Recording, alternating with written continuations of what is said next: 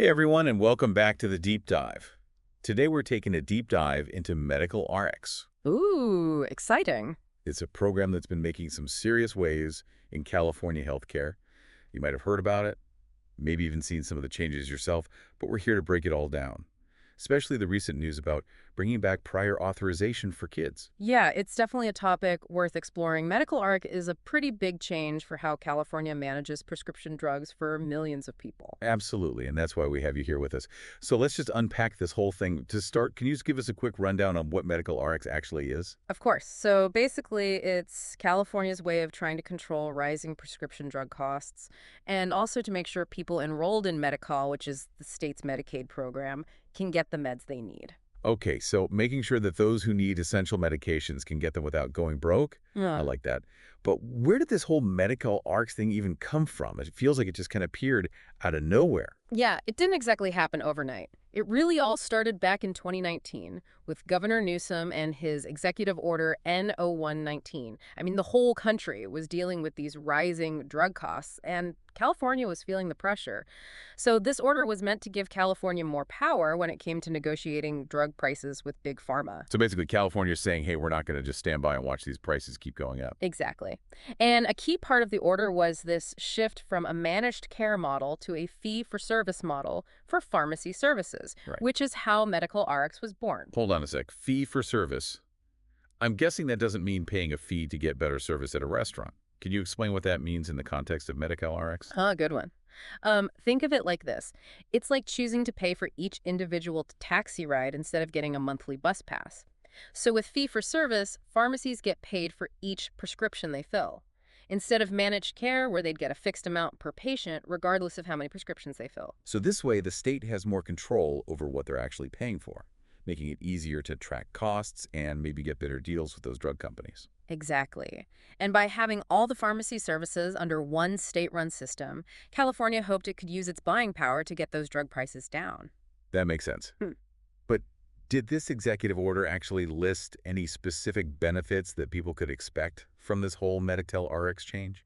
Oh, yeah, definitely. It envisioned a ton of benefits, like standardized pharmacy benefits across the whole state, so everyone knows exactly what's covered no matter where they are.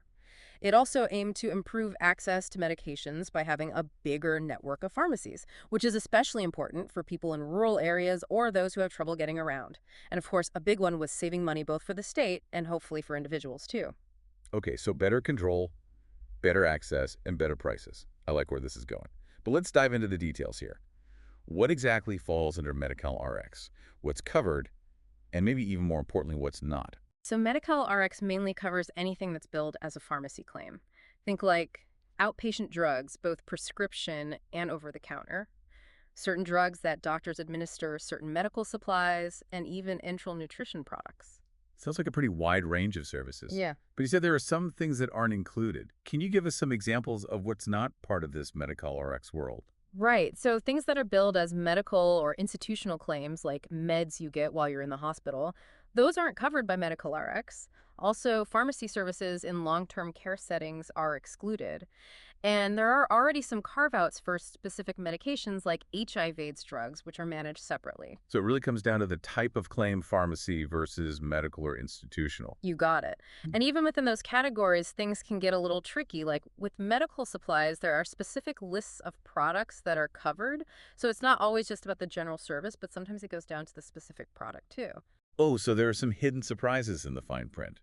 Can you give us an example of something that might surprise people when it comes to coverage under Medical Rx? Sure.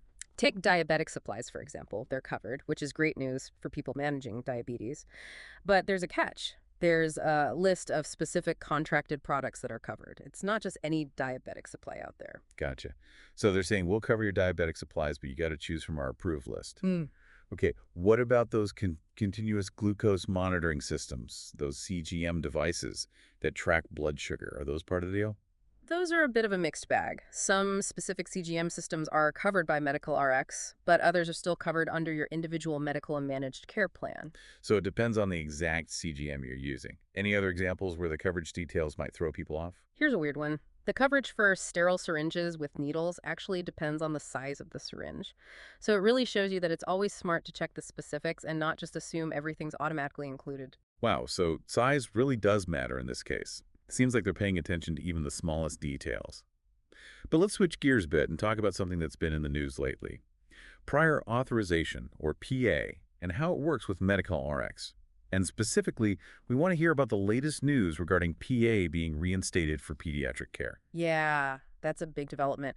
But before we jump into that, let's rewind a bit and look at how PA has been handled within Medi-Cal Rx since it started. Okay, let's do it. Take us back to the early days of Medi-Cal Rx. How did PA fit into the picture at the beginning? So remember how we talked about wanting a smooth transition? Well, when Medi-Cal Rx first launched back in 2022, they always put a pause on prior authorization requirements for a while. It was all about making sure people didn't have any trouble getting their meds during this huge system overhaul. Makes sense. When you're dealing with so many moving parts, Hmm. sometimes you need to simplify things, at least at first. But before we go any further, can you just give us a quick reminder about what prior authorization actually is and why people might be worried about it? Sure. Imagine you need a specific medication, but before you can actually get it, your doctor has to get approval from your insurance plan.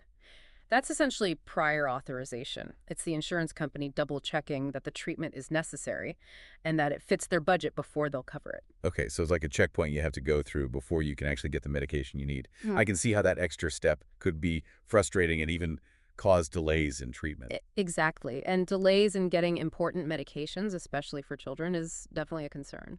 So they put PA on hold at the beginning, but I'm guessing it wasn't meant to be gone forever. What happened next in this whole PA saga?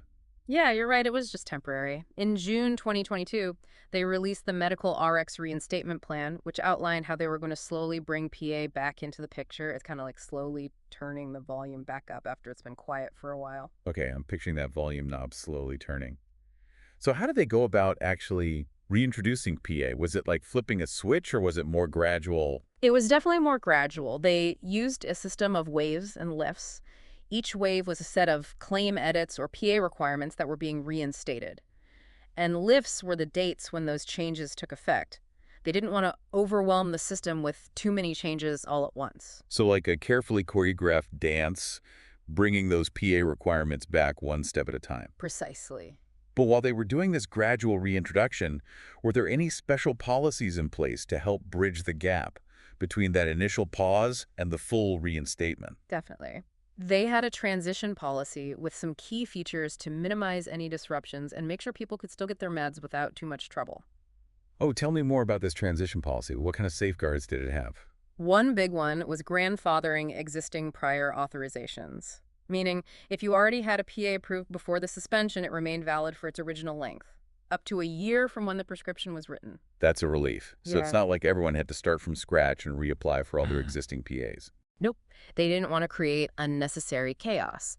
They also had this 180-day grace period where no PA was needed for existing prescriptions, even if they didn't have a previously approved PA or if their existing PA was about to expire, just to give everyone some breathing room to adjust to the changes. 180 days, that's a pretty generous window. Sounds like they really tried to make this transition as smooth as possible. Anything else about this transition policy that we should know? Yeah, one more thing. They included some exceptions that allowed for extended prior authorizations, some lasting up to 5 years, mainly for people with chronic or complex conditions who depend on those specific medications.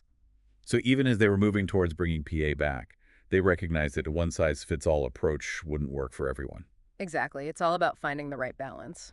Okay, we've laid the groundwork, and now we're ready for the main event. What's the latest update on prior authorization, particularly for our younger listeners? Drum roll, please. The big news is that prior authorization is coming back for patients 21 and under, starting January 31st, 2025. Wow, so after a break, PA is back for kids. Was this always the plan? Absolutely. It's all part of a bigger pediatric integration plan that DHCS have been working on. They wanted to make sure the initial transition to Medi-Cal Rx was smooth for everyone, so they hit pause on PA for everyone at the beginning, but the goal was always to bring those younger patients back into the standard PA process. Okay, so a phased approach focusing on the overall rollout first, and then fine-tuning things for specific groups like kids. Makes sense. But I'm sure some parents are wondering why bring back PA for kids at all, especially after it was suspended for a while. What's the reasoning behind that? Well, DHCS wants to have a consistent system for managing pharmacy benefits regardless of age. They think that having the same utilization management practices for everyone is the best way to make sure everyone is getting the most appropriate and cost-effective care. So it's all about consistency and making sure the system runs well for everyone. I can understand that. But what about the families and providers who work with these younger patients? I imagine there might be some concerns about how bringing PA back could affect kids, especially those with complex medical conditions who might need specialized treatments. Yeah, you're right. There have been some concerns about how this might impact access to essential medications, particularly for those kids with complex medical needs. I bet. Especially if there are delays in getting PA approval. Those delays could have serious consequences for those kids who rely on specialized medications. So what's being done to make sure these kids aren't left behind? What's DHCS doing to address those concerns and make sure they still get the care they need? Well, that's a great question, and that's exactly what we're going to discuss when we come back for part two of our deep dive, so stay tuned. Welcome back to the deep dive. Before the break, we were talking about what reinstating prior authorization might mean for kids, especially those with complex medical conditions who need very specific treatments. Yeah, it's a tough situation. We want the system to be consistent and efficient, but we also need to make sure that those kids who really depend on specialized medications don't fall through the cracks because of all the paperwork and processes. So what is DHS doing to address those concerns and ensure these kids are still getting the care they need? One of the key things they've put in place is the CCS Panel Authority Policy. It's launching right alongside the PA reinstatement for kids. CCS Panel Authority. Okay, that sounds important, but I have no clue what it means. Can you break it down for us? What is it, and how does it relate to this whole PA situation for kids? Think of it as giving certain specialists a fast pass. This policy gives certain California Children's Services Panel providers. These are doctors who specialize in treating kids with complex conditions. They get the authority to prescribe a specific list of medications and supplies without having to go through the whole standard PA process. Oh, so it's like saying, we trust these specialists. They know what they're doing, and we don't need to double-check every single prescription they write. That seems like a smart way to make things easier for the kids who really need those specialized medications. Exactly. It's acknowledging the expertise of these specialists and trusting their judgment when it comes to taking care of these kids. That's a big win for those families and providers dealing with complex medical needs. It sounds like DHCS is trying to find that balance between standardizing things and making sure that flexibility is there when it's needed.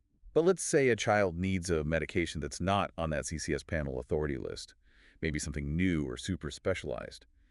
What happens then? Do they still have to go through the whole PA process even with that special authority? Yeah, that's where it could get a little tricky. It's likely that prior authorization will still be needed for medications not specifically covered by the CCS panel authority, and that's where those concerns about potential delays and roadblocks could become a problem. So even with this effort to simplify things, there's still a chance families might run into problems getting those less common or specialized treatments. It's kind of a catch-22. Right. It really highlights the need for clear communication between the doctor, the family, and the medical RX program. Everyone needs to be on the same page to make sure these kids are getting the meds they need without any unnecessary obstacles. Sounds like it takes a village to navigate this system successfully.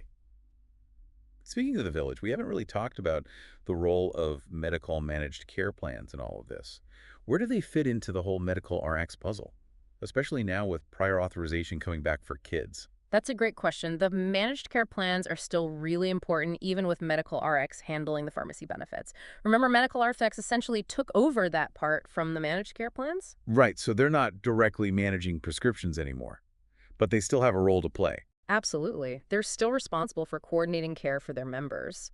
And that includes working closely with medical RX to ensure things go smoothly for patients. They need to keep their members informed about all these changes and how they can get their medications under the new system. So it's like a team effort, even though their roles have changed a bit. Exactly. They're working together to make sure everyone on Medi-Cal is getting the care they need. But the reinstatement of PA for kids definitely adds another layer of complexity to their partnership. I can imagine. More moving parts means more chances for things to get lost in translation. How does this change things for them? Well, now the managed care plans need to be totally up to date on the PA requirements for their younger members. And they need to be ready to help doctors and families navigate the process. They can't just sit back and watch. It sounds like a lot of coordination and communication is essential to make this all work without a hitch. Are there any specific systems or tools in place that help with communication between managed care plans, medical RX doctors, and families? Actually, DHCS has rolled out a bunch of tools to help keep everyone connected and informed. For example, Medi-Cal Rx provides data feeds to the managed care plans, giving them access to pharmacy data for their members. That way they can stay informed about what medications their members are taking and spot any potential issues early on. So even though they're not managing the pharmacy benefit directly, they can still see what's happening with their members' prescriptions. That's a pretty smart way to keep everyone in the loop. What other tools do they have? They also have direct access to clinical experts at Medi-Cal Rx through dedicated clinical liaisons. These liaisons are there to help with care coordination and troubleshoot any clinical issues that might come up. It's like having a direct line to the Medi-Cal Rx experts. And I'm guessing they also have access to all the details about the program's policies and procedures. You bet.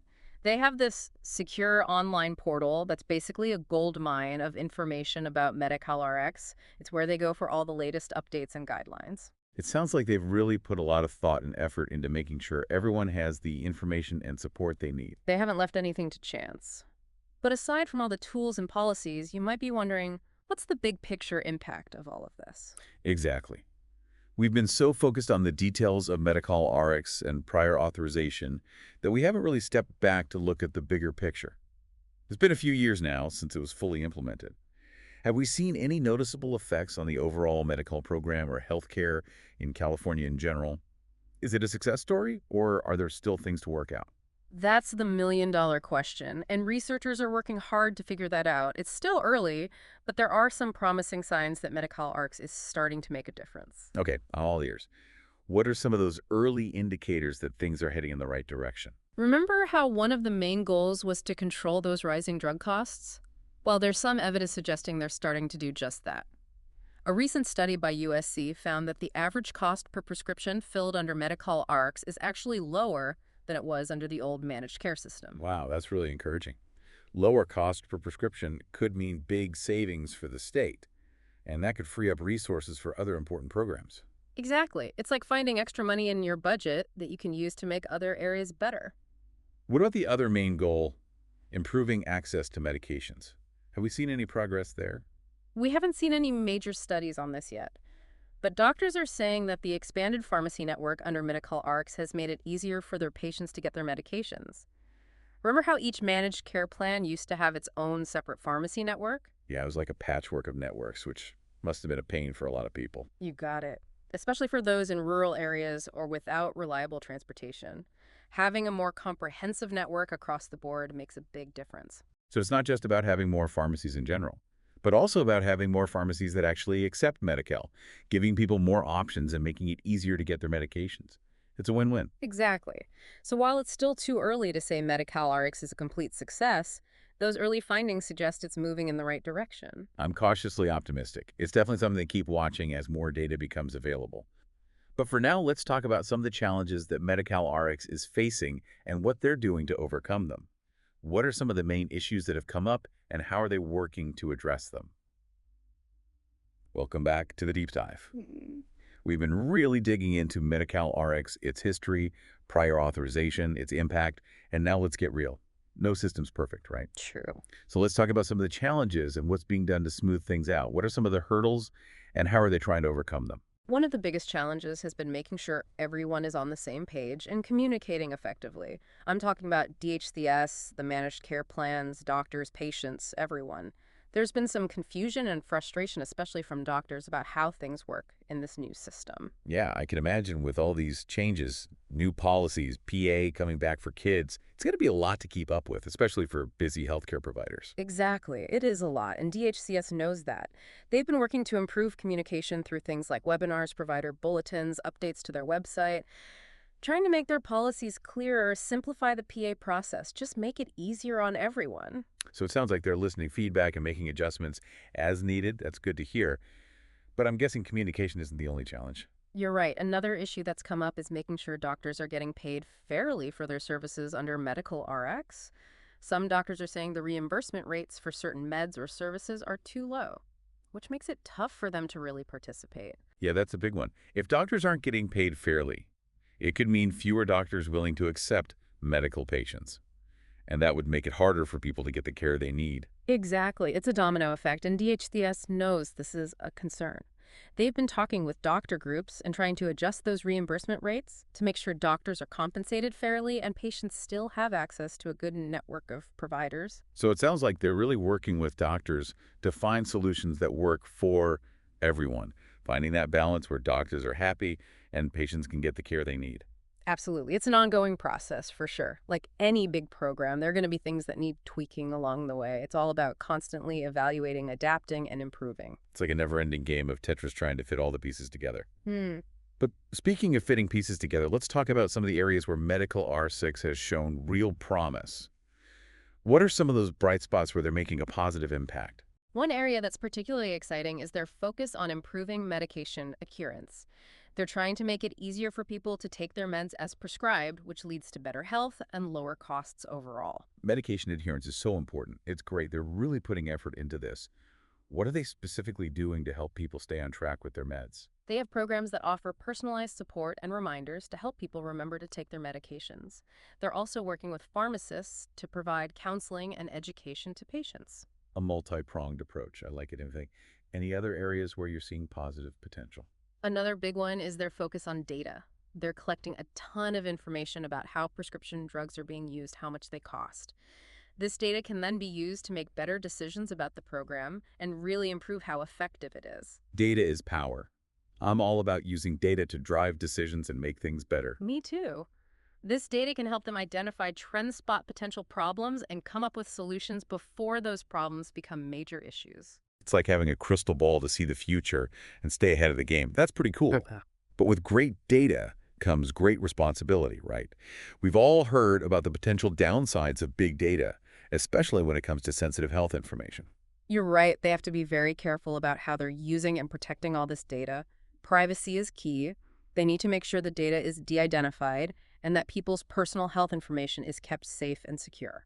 Absolutely. It's about finding that balance between using data to improve things and protecting people's privacy and their rights. Exactly. It's a balancing act for sure. Well, we've covered a lot of ground in this deep dive into medical RX, its history, prior authorization, its impact, the challenges and opportunities. It has been a fascinating journey, and it's important to remember this is just the beginning.